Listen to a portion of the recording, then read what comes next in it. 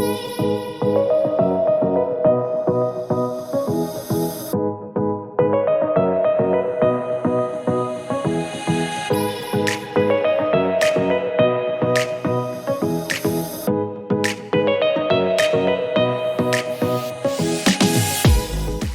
hey, aloha folks, and welcome to the Klipper Golf Course. Today, I have the pleasure of being here with Corey Kozuma. Corey Kozuma is an old but young friend. He is currently the head teaching professional at Mid-Pacific Country Club. He is also quite a player. He doesn't only teach, but he knows what he's doing as well behind the golf club. He is our Aloha Section 2023 Player of the Year, and I understand he is in the running to repeat, so he might be a repeat offender. Corey, welcome. Thank you. Yeah, thanks for being here. Yeah, right on. So Corey, we're going to talk story a little bit, then we're going to take the challenge. We forgot to mention that we're here to do the I Survived Hole number 13 challenge. Corey is going to be our first professional to take the challenge. Shouldn't be a problem for him, but we'll see, because number 13 is quite a daunting feat. But anyway, Corey, let's talk through this. When did you start golfing? I started golfing at the age of 11. 11? I think, yeah. Okay, so not exactly a little kid when you started. No, I played basketball and soccer. Those are my first two sports. Basketball and soccer. Okay, Yep. so let's talk a little bit about that. You know, when I see you from afar, you don't appear to be as tall as you, but you're kind of tall. What are you, like 5'10", 5'11"? 5'10". Yeah. Okay, so when you were growing up, were you a tall kid or a short kid? I was probably a taller kid. I would imagine so, right? Yeah. And and then it stopped. right. So, okay, if I'm gonna guess, my guess would be, as far as basketball goes, I'm pretty sure at some point golf got so important that you stopped playing the other sports. But I would imagine, being a tall kid, you're probably playing forward or something like that, and then you stop growing. Everybody gets tall. Well, you're supposed to be a guard now, but you don't got those skills. Is that right? That's pretty much how it went. Kind of, sort of, yeah. You know, guess how I know this? Because I played basketball when I was young, but I was always small, so I was a guard. But at some point, everybody got way too tall, and I wasn't fast enough. But anyways, that's my problem, not yours. Okay, so you played basketball up to what age? I played basketball up until my freshman year in high school. Oh, no way. So you played high school basketball? I played intermediate for Iolani. Dude, there you go. Nice. Yeah. And so that's great. What about soccer? What level did you play soccer at? So just started ASOL. Yeah. Started when I was 5. Nice. You know, like get the kids started young. 100%. Especially My son did that. Yeah. Yeah. So did that and pretty much just played soccer year round all the way until I would say about the same time, probably my freshman year in high school. So you played club soccer and all of that? Did not play club, didn't play high sub, but you know, ASO Select. Yeah, okay. Yeah, for Kaneohe. Wow, bro. What position did you play? Sweeper. Sweeper Okay. fullback. So mostly defense. Okay, defensive player. So you were protecting the goalkeeper. Yes, trying my best to. Yeah. Did you ever do the wraparound run? Take some shots at goal? I did. Yeah, I did. Score some goals? Well, I wouldn't say scored too many times, but definitely give it my best. Nice. Yeah. No, because the only reason I know that is my son plays soccer, and I remember he played 2 positions. He played that position. He also played forward. But I used to really enjoy watching him play defense because every once in a while he'd run around, right? And it's pretty cool to see the defensive player come up around and try to score. That's right. That's good fun. Okay, so the soccer and so the soccer and the basketball, it did go by the wayside primarily because golf was taking over, right? Correct. So you started at 11 years old, and the Coach Leland was Corey's first coach at Mid-Pacific Country Club. Corey, so tell us about your experience. How did you end up taking lessons there? How'd that all come about? So I was close with the Tatofi family. Okay. And they kind of helped me, I guess, provide some guidance as far as where to get started. Yeah. My parents didn't play golf. Wow. So we were kind of going in blind. But luckily I had the help of, people like that. And they got me introduced to Midpac, to Leland, to Mark. And I actually reconnected with Alika Bell. Oh. And we grew up together. We went to preschool together. Really? At Windward Nazarene Academy. My God. And you guys remembered each other from that? We did. Yeah. That's surprising. crazy. I know. That's crazy. I left in first grade. I forget what year he left and went to Kamehameha, but it just so happened I was walking to the range at mid-pack. I saw him teeing off on one, and we ended up reconnecting. Unreal. Okay, so okay, your parents are not golfers. You are obviously not a golfer. What prompted you to want to take up golf? So my dad got a generic set of clubs through his credit card points. He just asked, he said, hey, you want to go to the range? My parents, I grew up right above Bayview. Okay. So I said, sure, let's go. And we went, and the first shot I hit, it was a 7-iron, and I flushed it. It went dead straight in the air about 150 yards, and I was hooked. You're a natural. You know what? I have a similar experience, but when I was a little kid, I played baseball too, right? And you know, the baseball bat doesn't flex, and there's no COR on the baseball bat. And so I could never hit a baseball very far. But I got this golf club, and I had no idea what was going on there. But you know, the shaft loads up, and oh my gosh, the first time in my life I ever hit a ball farther than other people, right? I said, this is the game for me. But so you had a similar experience. You just banged that 7-iron. Everybody's whiffing, topping, whatever, and you're just striping them out right out of the gate. Well, I won't see how the rest of that first bucket went. Yeah. But the first one was good. That's good, but that's all that it takes to set that hook, right? Yep, that's right. Okay, so right there, you're like, oh my God, Dad, I want to play golf. Yeah, and we got started. My mom's boss at the time, who's actually a member at Mid-Pack, he got me my first set of clubs, and I actually would caddy for him on Saturdays at Mid-Pack. Really? So I carried the bag for him just to earn some extra cash. He played with Larry Stubblefield. Oh man. So I got kind of introduced to him that way as well. Yeah. And then that's kind of how I got started, just immerse myself in the game. Wow. Your mom's boss, he also a member at Oahu Country Club too? He was. What was Dale Madden? Dale Madden. With Madden Corp. I know Dale Madden. Yeah. Okay. Is he still around? He is. What does he do now? So he is trying to retire. Yeah. Yeah, but he's still running the business, and I know he just got another place up in Napa. So he's going back and forth. I know his kids are up there, and he's hanging out with the grandkids. Wow, yeah, shoot, he's a great guy. Yep. Because I worked many years at Oahu Country Club, and I got to know Dale Madden well. Super awesome person. If you talk to him, tell him I said hello. I will. Wow. Okay, so you got the first set of clubs out. Was it a men's set, or was it a ladies set, or junior set? What was it? It was a men's set. Men's set. So you were kind of tall already. I was pretty. Yeah. I would say. I don't know if I actually grew any more from when I started. Wow. So I was lucky. I didn't have to. Nice. Change too many sets. Wow. So you were a tall 11-year-old. Yeah. Okay, so you end up at Mid-Pack, right? And you're going to take lessons, and just so happens, Coach is your instructor. Yep. So, folks, again, Coach Leland, Corey Kozuma's first instructor, got him started on the right foot. Hey, plug for Coach Leland. Go see Coach Leland. Obviously, he produces great results. Joke, but anyways, still true. But Corey, so you worked with Coach Leland, and was that for like a whole series of lessons, or was it just one lesson? I can't remember. It might have been 1 or 2 sessions of like a junior golf program. Yeah. But yeah. Okay, so you're 11 years old, you have those lessons, you get started. Where do you start playing golf? Was it at Bayview? No, so I actually kind of jumped around. So after Coach Leland, I went to Ko'olina. Oh, wow. Yeah, so Tim Dietrich was running the academy. Dietrich, I know him too, yeah. Yeah. So did he make you do the natural golf? No, I don't think he was doing that yet. Okay, yeah. Well, he was, because when I was working at Ko'olina, Tim Dietrich was a natural golfer. So I guess that's when he morphed into conventional golf. Okay, got it. So yeah, because I don't see you doing this. So I was, anyways, no. Okay, it's like, Mo Norman is great. So I shouldn't be joking, but anyways, that's just a joke. But so you go to Ko'olina, you start taking lessons from Tim Dietrich. Did you do that for a while?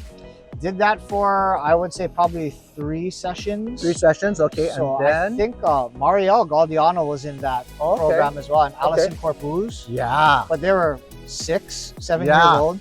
So it was yeah, it was interesting, but you knew that there were going to be good Hey, players. From I that tell you age. what, I've had this experience. It's amazing. One of the experiences involves somebody that we both are very fond of. But Mhm. I was present. I worked at Ko'olina. I was present at Allison Corpuz's first junior golf session. Wow. Yeah, we were right there. It was with the little kids in the beginning, teaching them L to L and all this stuff. Yep. Just, really basic, standard stuff. Mhm. And she was there with her brother George. And I remember watching this girl and just complete natural, just the instinct. It's there, you Yeah. know? Yeah. And the other one was David Fink, our buddy David Fink, Yeah. super gifted athlete, super gifted golfer. I was at his first junior golf program at Oahu Country Club. I'm sitting there.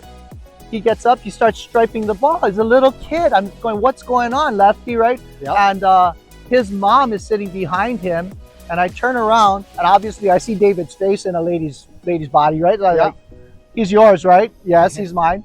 I said, how long has he been doing this? Oh, not long, you know? I said, oh my God, this is incredible. And she goes, really? I said, yeah, really. And so I go up to David and I said, David, do you think you can hit the ball high in the air? Because just for fun, because he's just striping them, right? One after the other. And so he goes, I think so. So he goes, whoop, hits one high in the air. I was like, oh my God. I say, take it one step further. David, you think you can hit one low? Low. Okay. David, you think you can make it curve to the right? Mhm. Draw. Dang. How about the other way? Fade. I'm not kidding.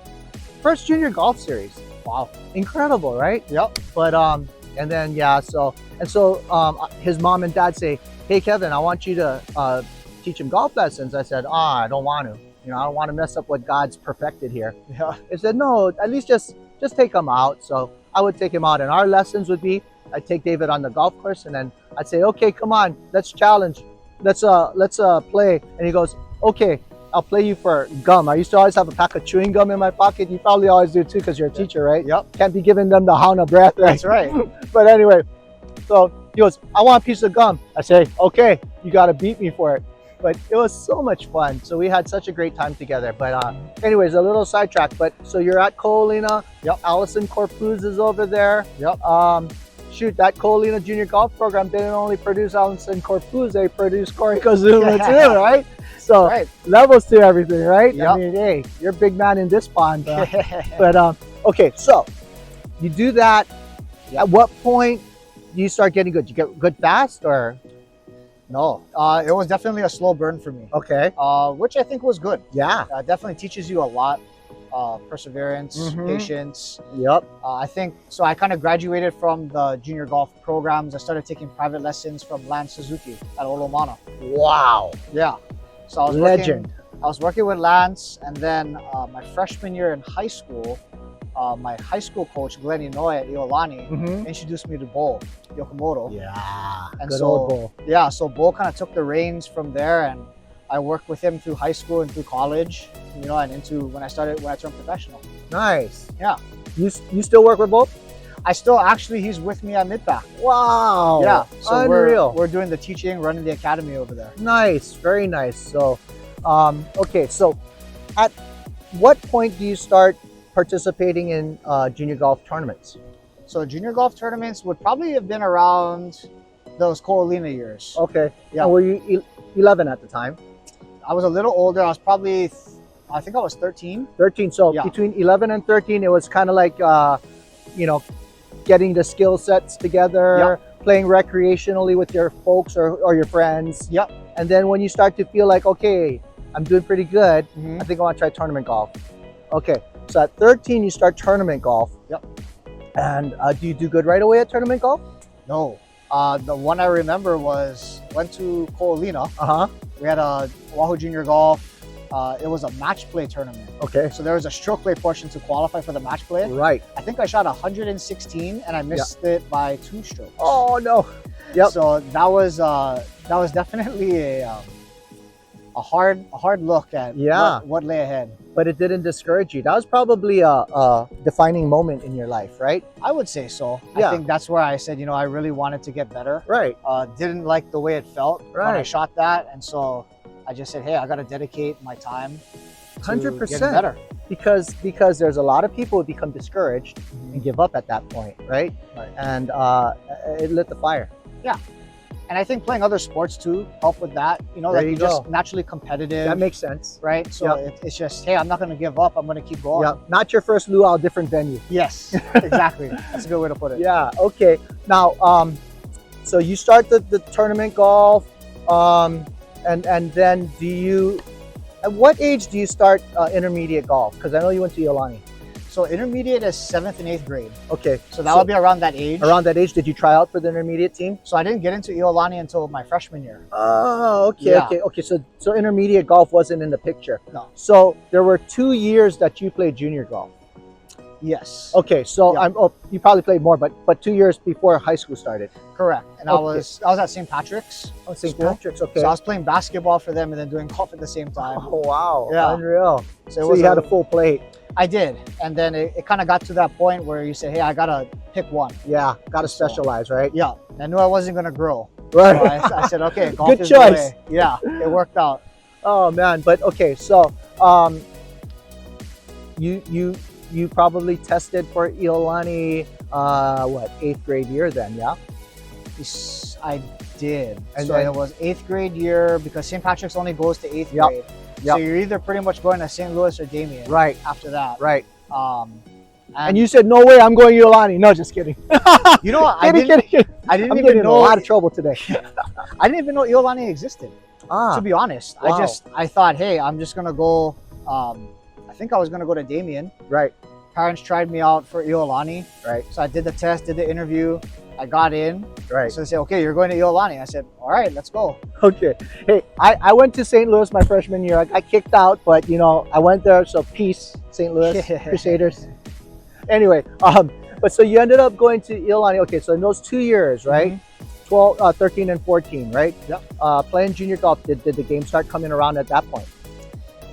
It started coming around a little bit. I mean, I love the game. Yeah. And I love just the process of getting better. Wow. So I was a range rat for sure. Okay. Like you could leave me at the golf course all day and I would be fine. Nice. But it was never easy. I can say that for sure. Okay. And it was difficult. It was difficult playing with your peers and they have, 3-4 years on you. Yeah. Right? Yeah. I remember when we had tryouts for varsity at Iolani, it was at Barber's Point. I think I shot 95, but Coach Glenn took me anyway. Nice. Said I had potential. And by the end of that high school season, I managed to qualify for the state tournament. No way. So it was. So you got good in one season, real quick. Well, I think it was one of those where you just wanted it bad enough, right? And you're willing to, or I was willing to just put in the time and get better. Well, so Coach Glenn made a good call. Yeah. Well, I'm thankful for him. It's funny, but a lot of people don't realize that, there are key events that happen in people's lives that change it forever. I mean, had Coach Glenn just looked at you and said, okay, or looked at the scorecard and said, okay, that's not what we're looking for. Hey, we're not having this conversation. You know what I mean? I agree. But he didn't just look at that. He looked at the person and he looked deeper into the person and said, I see potential here. And he developed that, right? I mean, I wouldn't know where I would be, if not for him making that call. I just remember, him saying that, hey, we're going to take you, but you got to work hard at it. Yeah, no, and totally. I was so stoked. I remember going to my parents, they picked me up and I was elated. And, I was like on the top of the world. Yeah. But then I knew that, all right, like he's taking a chance on me. So I need to, and that's character. So you felt responsible. Absolutely. Yeah, good for you. And so you didn't just sustain, you cranked it up another notch and put it into another gear. Yeah. And that's obviously why you improved so much during that season. Yeah, and you know what? And now, right, we're going to skip ahead a little bit, but now you're paying it forward. You're now the coach. It's gone 360 or whatever you want to call it, right? You're on the other side of the equation. You're the coach. And those lessons that you learned, whether you weren't really taught them, but you know, they say habits are caught, not taught. You know, Coach Glenn showed you what a true coach does, what a true mentor and developer of kids does. Looks at people and not just at the number and the scorecard. I'm sure now you are this way as well. I definitely try to be. Yeah. You know, like you definitely want to give the kids, the juniors, the benefit of the doubt. Yep. I definitely am a believer in giving them as many opportunities, you know, as we can. Yep. You know, and from there it's on them, right? Right. 100%. Yeah.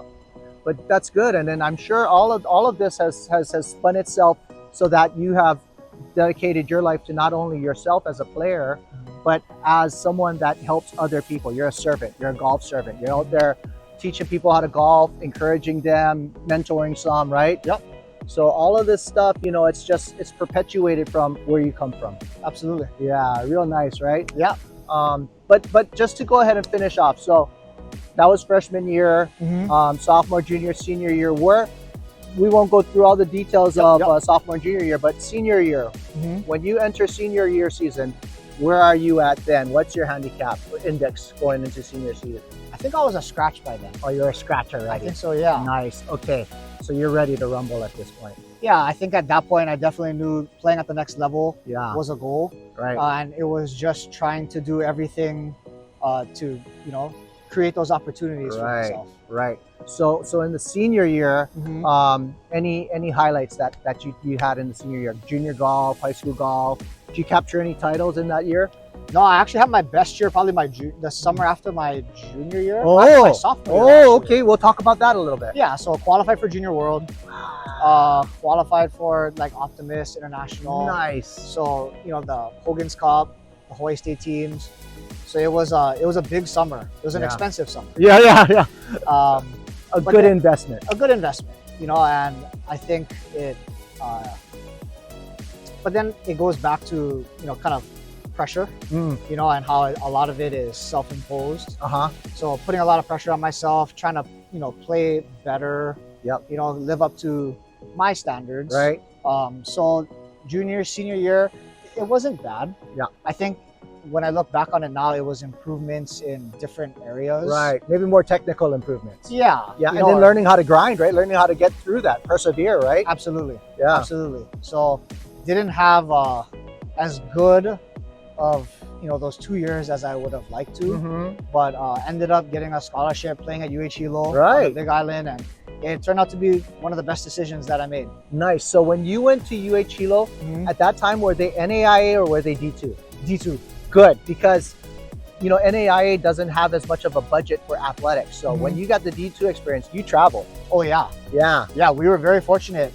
We essentially played like a Division I schedule. Wow. We traveled. I mean, our first road trip was always to Seattle, and then we would go to California, Oregon, you know, and then the fall season or the spring season.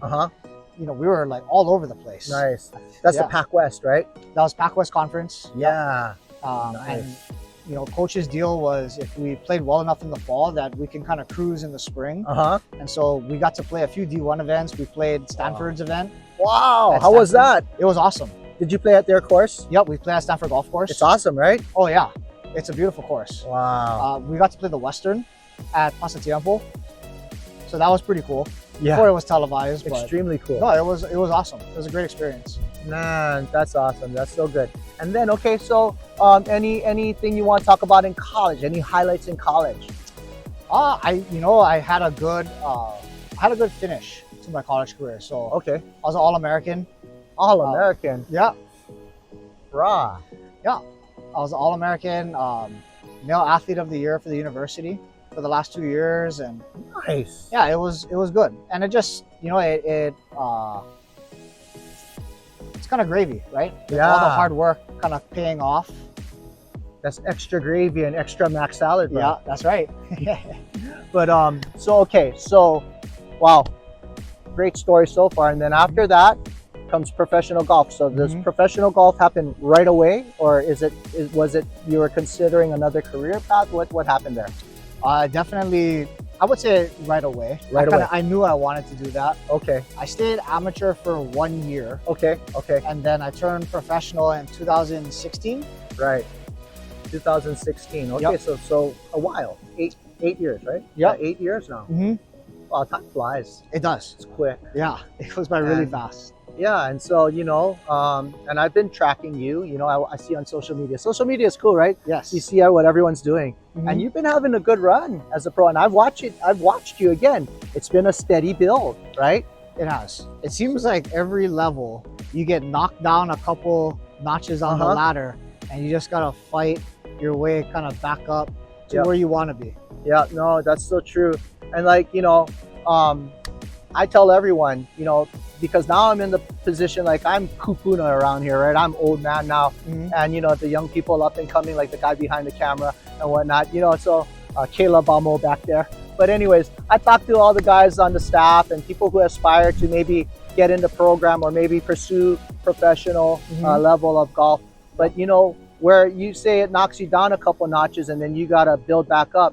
I'm sad to say, when I got into the apprentice program, prior to that, I was doing really well. I was a scratch player. I was doing pretty well in the open amateur tournaments and kind of contending there. I wanted to win one, and then I was going to change, right? Then I was going to cross over. But I blew my eye out. I had a real freak accident and shattered my orbital, had all this double vision stuff, permanently dilated pupil. So I had all this depth perception issues.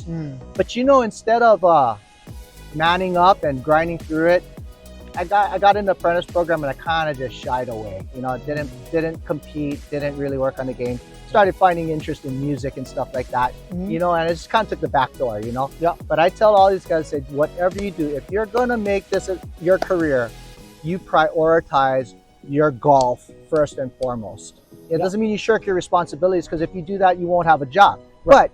But you prioritize your golf because you're a golf pro. And so good for you. I mean, I just take the time to tell that story because I know what it's like to be on the other end of the equation. Much admiration, much respect. Good job, because look at you today. I mean, you grinded it out. Today, you're player of the year. All right? Yep. Unreal. One more time. Right on. Shoot. Okay, so, oh my gosh. So that brings us up to the present. Corey's the head teaching professional at Mid-Pacific Country Club. We already went over that. Corey, before we go any further, plug yourself. How can the people find you? All right, so you can find me on Instagram. My handle is C_Kozuma. You can reach me by cell. My cell number is 808-228-0117. Very good, very nice. Okay, and so if you folks want to learn how to play golf, want to learn about some of the skill sets, want to learn how to grind, give Corey a call, okay? You know what? You came here to take the challenge. Oh, guess what though? Before we take the challenge, I understand you are engaged now. You're taken. Yes, sir. You're reserved. So yeah, so let's talk a little bit about that. When you planning to get married? So the wedding is set for November 30th. November 30th. Congratulations. Thank you. And your fiance? Yes. Golfer? No. No. She's not. Interesting. Yeah. So how'd you meet? We met on Hinge. Really? Yeah. Oh my gosh. So speaking of David Fink, that's how I actually found out about it. Him and his wife met through Hinge, and oh my gosh. Yeah, with COVID, it's hard, right? It's hard to meet people, and they met when I got to meet them. They said, yeah, you should check it out. That's awesome. Lo and behold, it worked out. But you know what's really good about that? Because if you do old school, right, you got to kind of go trial and error, right? I mean, I'm sure you did that before. You meet some people, it seems real good, and then slowly but surely, oh, you're like that? Oh, you do that? Oh, right? Yep. So it's kind of neat where you can start off like 5 steps ahead, right? Okay, checks the boxes, let's start off, right? Yes. Yeah. It's a lot different. Yeah, killer. It's a lot different. No, I got a friend. We got a friend that I always tell him, hey, get on there. No, I don't want, get on there. I said, if I were in your shoes at this point in the game, I would get on there. Guaranteed, right? So good testimony. I'm going to show him this video. Okay. Anyways, but yeah, so my wife don't golf either. Any plans for her to golf? Did she try it? She likes to tag along sometimes. So she'll come with me on the course. She'll putt. Yeah. Okay. And she actually follows. Okay. Yeah. So she walked all 4 days Mid-Pac Open. Oh, nice. Last 2 years. She came up to Florida with me for the Assistance National event last year. Great. So she's very supportive. Super supportive. She probably watches more golf than I do now. Really? Oh yeah. Holy smokes. Well, there you go. You don't want to know too much though, then otherwise it'll be too critical. No, just kidding. But no, that's great. Okay, so congratulations on that. What about your folks? What are your folks doing now? So my mom is working, she's managing the dental office in Kaneohe, Okay. City Shopping Center, Dr. Jeffrey Miyazawa. Yeah. And then my dad is still managing properties for Aston Hotels. Wow. Yeah, so they're still working. And still do they still come out and watch your tournaments and stuff like that? They will try to. Yeah. You know, a lot of the pro events, we're in carts, we're out of islands, right? That's right. Yeah. But I know that they try to at least come for like Mid-Pac Open. Yep. They both got their hips replaced Whoa. within the last few years, so now they're extremely mobile. You wore out their hips having them follow you all around all those years. I know. So now they're ready to go. Nice. Well, that's great. So what a support group, right? Good family unit. Future's bright, Corey. Right on. But let's start with step one. We're going to take the challenge. You ready to do it? Let's do it. All right, folks. I survived hole number 13 challenge. Corey Kozuma. Let's go. Let's go. Hey, all right, folks. We're back. We're back with Corey. Yep. We're ready to take the challenge. He's all warmed up. Got his sticks ready to go, okay? We are at the number 13, par 4, 471 yards this time, folks. We're playing from the blues because he's a big man ready to do a big job. You ready, Corey? Let's do it. Okay, let's do it. Have at it, Corey. All right.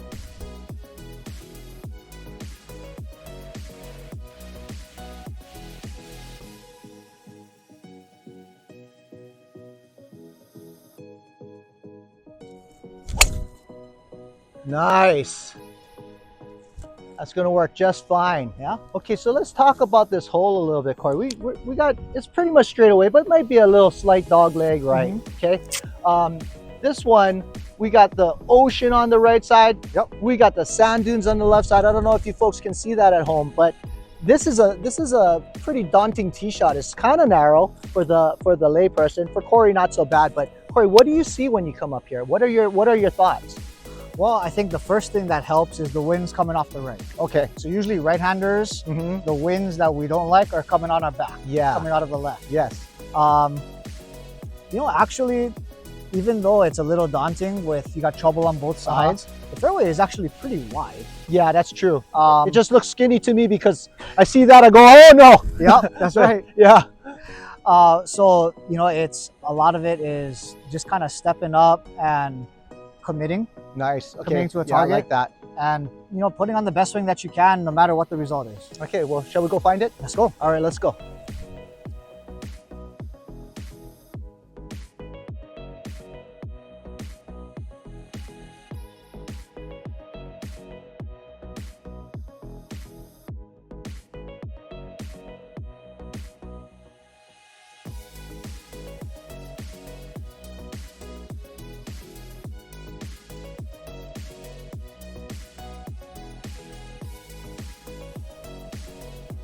Okay, folks, Corey's right here. That ball cut a little bit and ran out of the fairway. It's a little dry today, but he's still good to go. He's got a good lie. And Corey, how far out are we? What you shoot it at? So we're at 185. We're at 185. Hole location is left center, right? Okay. Yep. So what is the plan? What are we gonna do? So we got 185. Pretty good lie in the rough here. Yep. A little bit uphill, but we're also a little bit with the wind. So I play it maybe almost about the number. About the number, so even money then. Yeah. Okay, we'll get out of your way and we'll let you execute. Right on.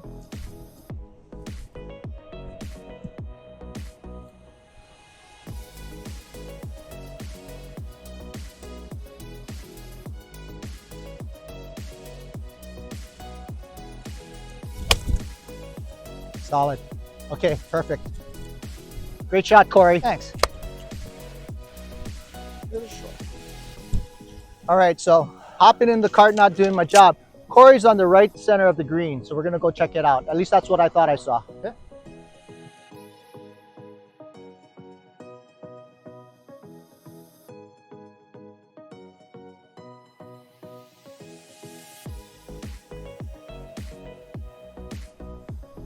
All right, Corey. All right. So we found the bunker here, huh? Yep, little right. Okay, so folks, you see, even the pros miss a little bit. This is not a bad lead though. What you got here to work with, Corey? Oh, we have, looks like a little ball below my feet, slightly downhill lie. Got some room to work with though. Okay. So I think it's just a pretty straightforward bunker shot. Okay, sounds good. Yeah, let's do it. Let's have a go.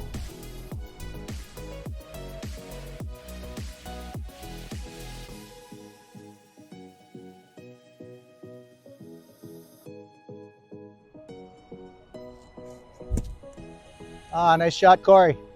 Thank you. Beautiful shot. Beautiful shot. I got the rake. Okay, thanks. So Corey, I saw you had 2 clubs with you. Yep. What were you going through there? So I have my 56 and my 60 degree. Talk us through that. How did you come up with the choice and shot? So my 56 degree has more bounce. My 60 degree has less. Okay. So essentially when I go in, I'm kind of feeling with my feet the texture of the sand. So it's a little on the wet, firmer side. So I chose to go with the 60, try to get me to dig a little bit more. Just try to get under that 100%, ball. absolutely. Yeah. Nice, okay. Cool. So just wanted you folks to hear that one because this is a type of knowledge that's good to know. I got a wedge with a lot of bounce on it. And I did that because I need help in most circumstances. But in the bunker like that, let me tell you, no bueno. Okay, Corey. Looks like you got about 5-footer here. Sir.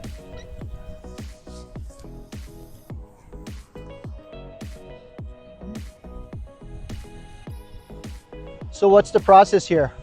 So always kind of looking around the hole. Yep. I'll start from behind. I'll get a general feel. Yep. I come to the backside just to see if I can confirm that read. Yep. I see this one, we're going a little bit left to right. Okay. So I'm gonna walk to the low side of the hole. Nice. Kind of walk around, check it out. Okay, and then we're back here. Okay, very good. Yeah. All that's left to do is knock it in, right? That's right. So I'll line it up. Again, kind of confirm the read.